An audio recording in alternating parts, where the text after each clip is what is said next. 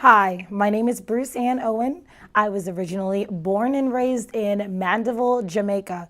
I moved to the US at 12 years old, and I always knew that I wanted to do something with TV, something modeling, something artsy. I was very into everything.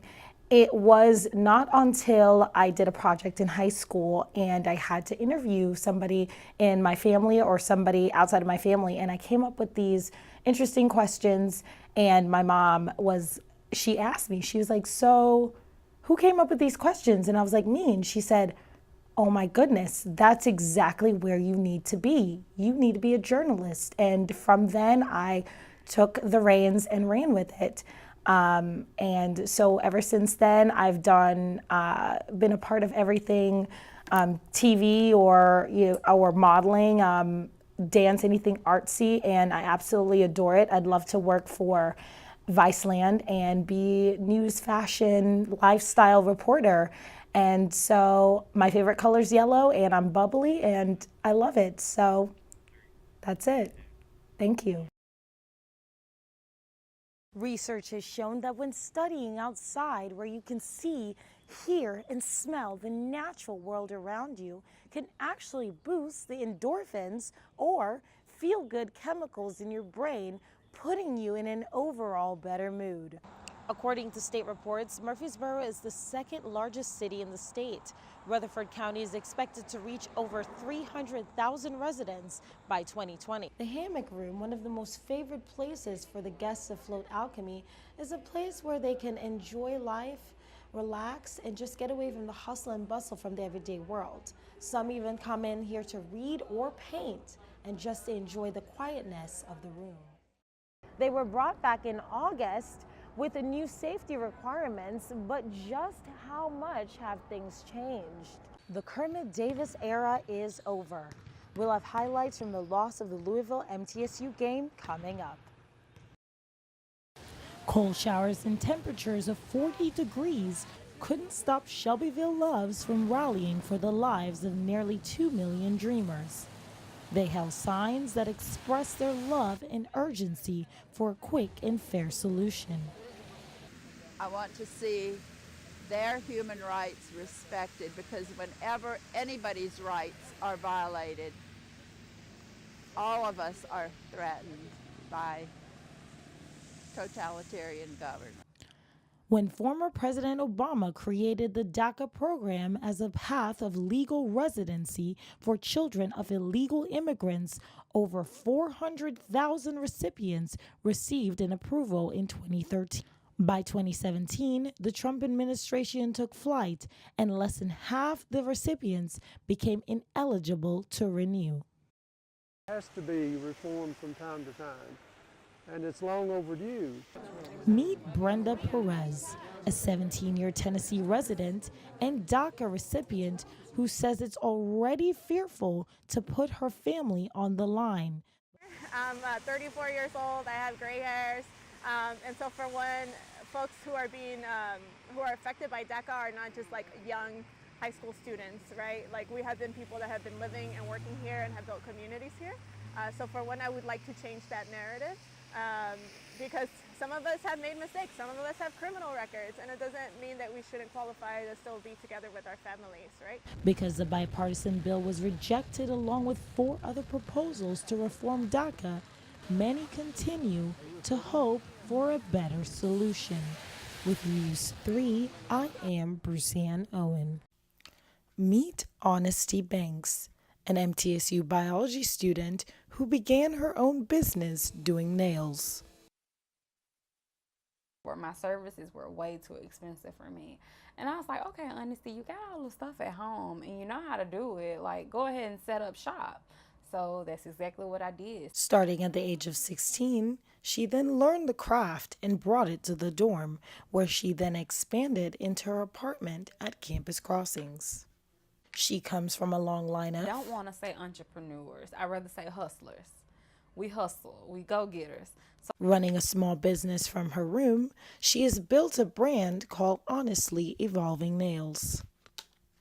MTSU student Ashanti Jones is in support of her fellow peers and wants to see more rise. I think it's really interesting to work with people our own age. They sort of know what we're looking for, our budgets, and it takes a lot of guts and determination to build yourself up from nothing.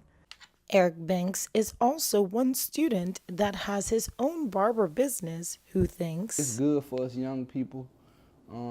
We are leaders, you know, for the next generation. surveys actually suggest that millennials value startup businesses and entrepreneurships than generations past, with the majority of them stating they actually like the idea of being self-employed, with over 62% saying they'd actually consider starting their own business.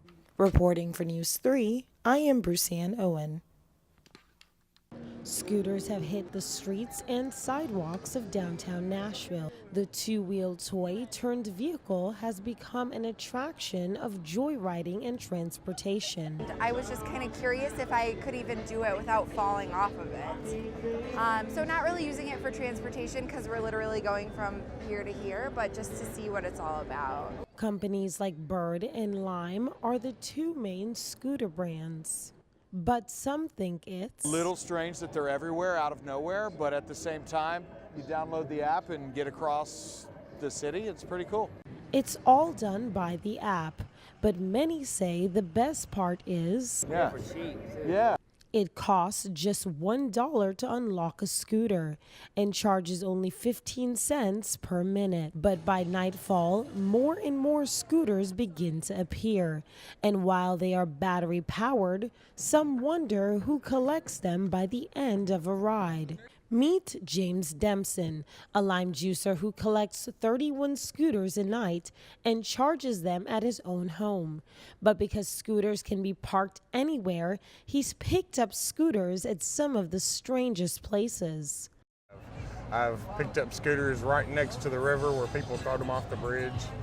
I've picked up scooters in little tiny alleyways behind businesses here just off of Broad.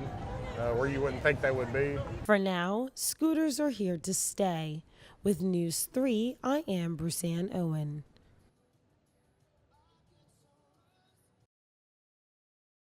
Comes as Facebook announced earlier this week that they will be notifying users about how to protect their data and let them know if they were affected by the data breach at all. Users will get a detailed message in their newsfeed if their data was shared with Cambridge Analytica. It's estimated that around 70 million in the United States were affected by the data breach. We'll keep an eye out on the hearing as it progresses and give you an update later in the newscast. Now back to the desk.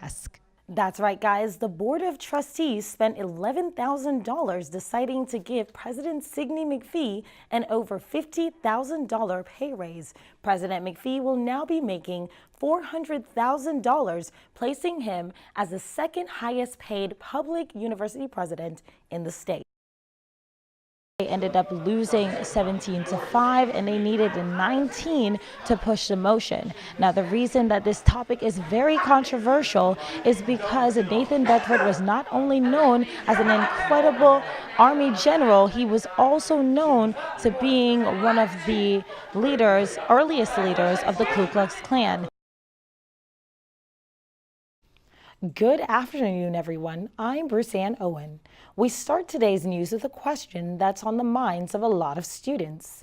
How safe is our campus, especially at night? A lot of students just don't feel safe on campus when the sun goes down. That's according to a recent poll taken by the student government. Malik Lennon tells us those students think better lighting on campus will help a lot. We've all seen the public service announcement. Buzz driving is drunk driving. The Tennessee Highway Patrol is serious about taking drunk drivers off the roads. So they're going to have drunk driving checkpoints in Murfreesboro. They're announcing where that checkpoint will be. It'll be on Broad Street near Interstate 840.